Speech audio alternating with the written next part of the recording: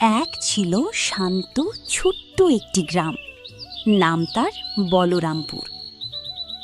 সেই গ্রামে বাস করত এক গরিব কৃষক সোহন।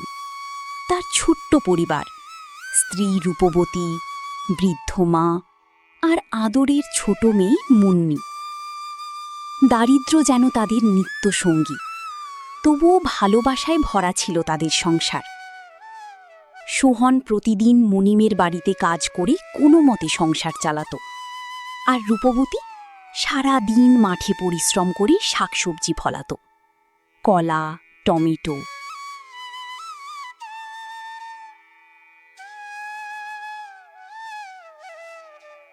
বাজারের দিনে সে হাঁক দিত, দেখো তাজা সবজি নিন, ফল নিন, সবুজ সবজি নিন।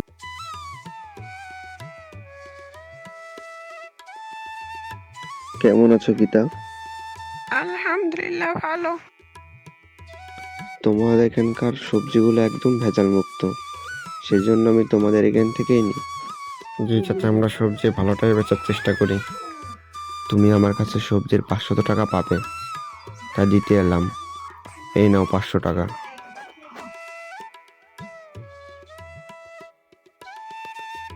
একটা বড় সমস্যা ছিল, তাদের নিজের কূপটা ছিল একেবারে শুকনো, এক ফোঁটা পানিও ছিল না।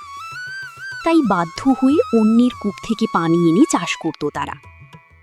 কিন্তু সেই কূপের মালিক হরিদাস মনের ভেতর লুকিয়ে রেখেছিল হিংসা। পরদিন রূপবতী প্রতিদিনের মতো তার ক্ষেতে সে পানি দিচ্ছিল, এবং সেখানে হরিদাস এলো। হরিদাস এসে রূপবতীকে বলল, শোনো রূপবতী, অনেকদিন হলো তুমি আমাদের কুয়া থেকে পানি নিচ্ছ।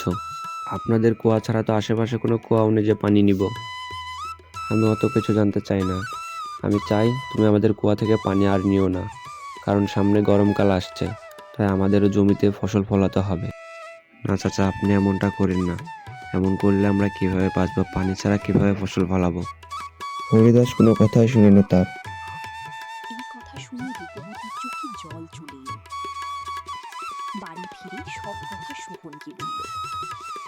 সোহন কিছুক্ষণ চুপ করে থেকে বলল, ভয় পেও না, ঈশ্বর আছে, তিনি সাহায্য করবেন। পরদিন দুজন সিদ্ধান্ত নিল, সোহন রামেশের বাড়ি গেল এবং তাকে ডাকতে লাগলো, এবং রমেশ বাহিরে এসে বলল, কি হয়েছে? আপনার কুয়া থেকে আমাদেরকে পানি নিতে দিচ্ছেন না কেন? আমাদের জমিতে ফসল লাগাবো এবং আমাদের কুয়াতে পানি কম আছে, সেজন্য তোমাকে পানি দিতে পারলাম না। আপনি যদি আমাদেরকে পানি না দেন তাহলে তো আমরা ফসল ফলাতে পারবো না।